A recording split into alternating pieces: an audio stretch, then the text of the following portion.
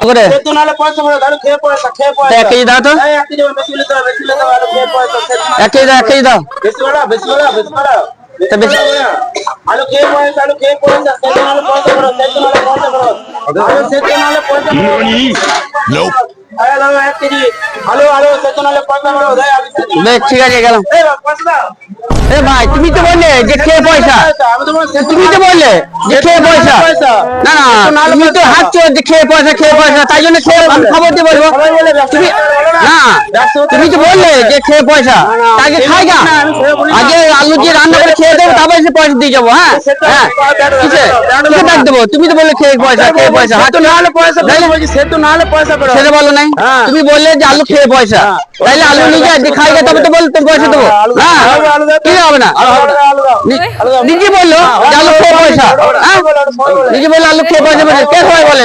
বলি যে কই বলো আলু বলাকে বলছে তা কি বলছো